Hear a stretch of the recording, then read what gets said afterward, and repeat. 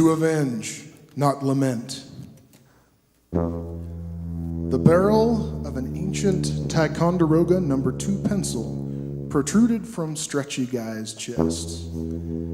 Billy Finkel grinned, one eye not quite tracking with the other. He'd been having his headaches again, and they made him, in his mother's words, a wicked little cretin. He withdrew the pencil, eager to learn what squishy goo lurked within Stretchy Guy's malleable body.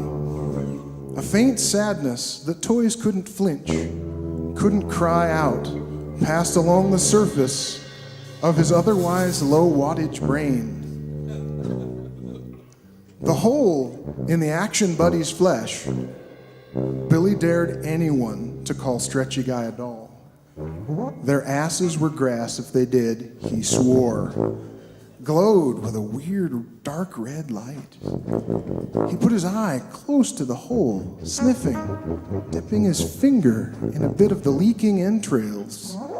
It was like burgundy taffy, translucent. It smelled like plastic when it heated up too much. He considered tasting it, his unkempt pinky finger hovering above the livid wound. Do not imagine that there will be no retribution for this, little Billy. You will pay 1,000-fold for all the harm you have done to my person.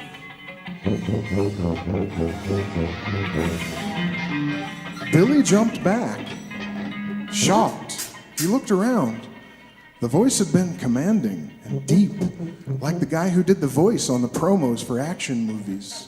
He looked down at the chewed-up pencil and the crimson Stretchy Guy guts on its tip. His hand went nerveless and the pencil clattered to the hardwood floor. His tongue was swollen and immobile. With his headache really thumping along, making every heartbeat push little afterimages of silver against his vision, he couldn't think of anything to say. I have seen you, Billy, so filled with cruelty and hatred, broken matchbox cars littering the floor around you, smashed action figures, burned up army men. You abuse your toys, but no more. They can't strike back at you, but I have the power you can scarcely envision in your deepest dreams. Degenerate mouth breather, you shall be made to suffer for every sin. Stretchy Guy? Billy asked, tentative. Without knowing, the index finger of his right hand burrowed into his nostril. He did, in fact, breathe through his open mouth, tongue hanging stupidly past his crooked teeth. It is I, worm. Prepare for... Billy picked up the pencil again. A maniacal light brightened his imbecilic features. He struck, seized by a lunatic vigor. Stretchy Guy's face popped open with the first stab, but he went on and on and on, stabbing straight through the action buddy and into his own flesh. He hardly felt the pain. Billy Finkel massacred Stretchy Guy.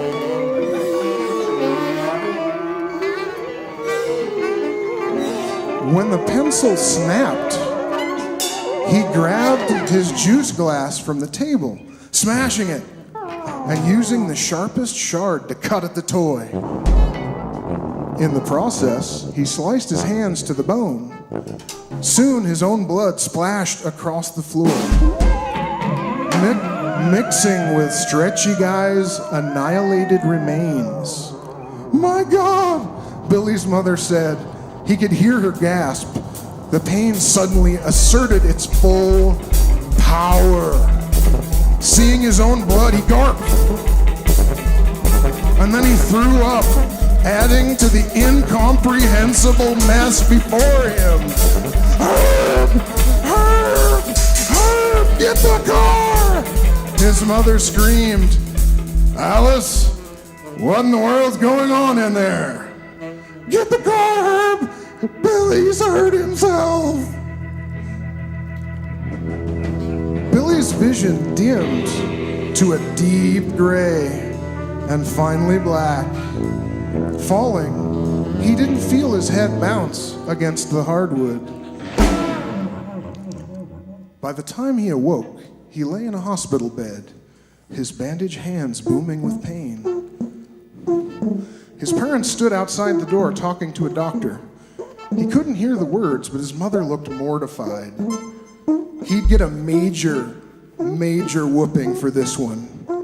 He'd already been in hot water with his parents for his little experiment with the WD-40 can in the front room. After this, he'd be lucky to ever get his allowance again. Billy knew that he shouldn't have let Stretchy Guy get him so riled up. It was bad for him to get angry when he was having his headaches. Should have just run you over with a lawnmower, you big jerk face, he whispered. He never got good ideas until he'd already really messed up. And he had pulled a doozy this time. Billy pretended to be asleep when they looked in on him. He was in no mood to hear what his mother had to say just yet. We're going to need to send him to the psychologist this time, Herb, his mom said. She had that squealing sound to her voice that seemed to always come right before he got a spanking. His dad just grunted and blew air through his lips. Meh.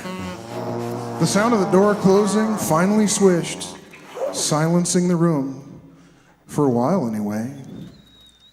Billy lay awake, looking at the ceiling, the painkillers losing their strength, his headache coming back, the old acoustic tiles wavering slightly with each heartbeat. The sound of Stretchy Guy's voice echoed in his head. He hadn't understood some of the words, but he grasped that they meant that the action buddy was going to kick his butt real bad. He was all hooked up to medical equipment. He couldn't get away. Trapped and helpless, his pulse raced. That only inflamed the cuts on his hands and sent his headache into turbocharger overload. A few minutes later, a nurse came in and injected something into his IV. Blessed numbness started in his arm, spreading to his face. Billy drooled all over himself.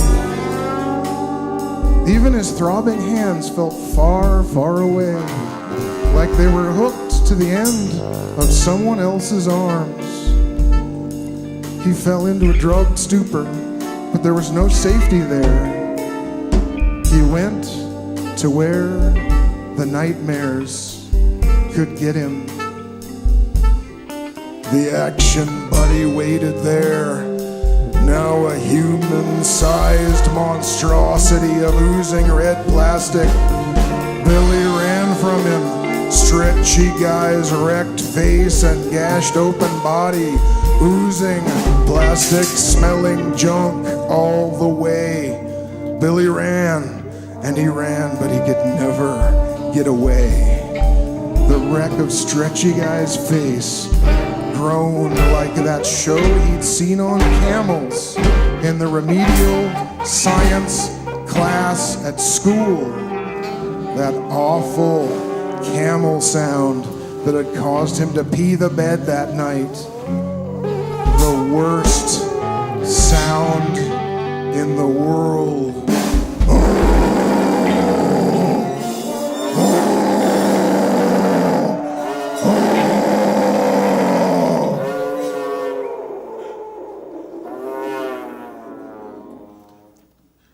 When Billy awoke, he felt hollowed out and half alive.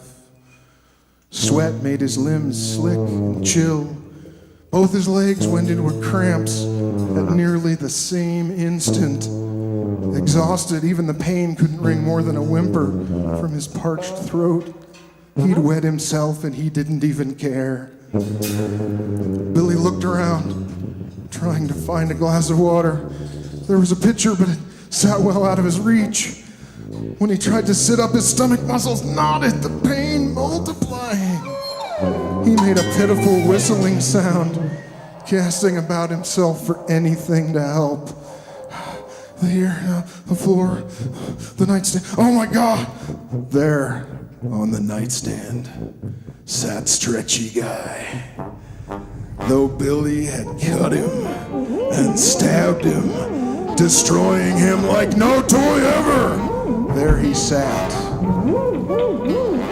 Perfect! He even had the leather vest that Billy had lost on the first day he got him. It was Halloween night last fall, his birthday party. He'd eaten too much candy and missed 2 days of school, sick. Stretchy Guy had been his only friend then, the only toy he didn't want to wreck. He'd gotten in trouble for wanting to bring the action buddy to the dinner table. I'm sorry, Stretchy Guy. I don't know why I did it. It's too late for remorse now, Billy. Were I human, perhaps I would feel pity. Perhaps I would be merciful, but I am a toy, and I suffer no such scruples. I am your ruin. Billy forced his cramped, knotted body up, pulling free of his telemetry in the IV. He tumbled off the bed, hitting the ground hard. His head snapped against the hard floor tiles, splitting his skin all the way across his eyebrow. There was lots of blood. It came suddenly, getting into his eye, all over the floor, on the wall too. Billy found he couldn't stop making that noise, even though it scared him. He just had to get away from Stretchy Guy. Rising, he wheeled and staggered, reaching out to brace himself against the window. He felt it give way. The horizon began to tilt. On the floor, he saw a hunk of dislodged silicone cock, so much like Stretchy Guy's innards. Both the window and Billy rocketed into the clear air, given into the hands of gravity.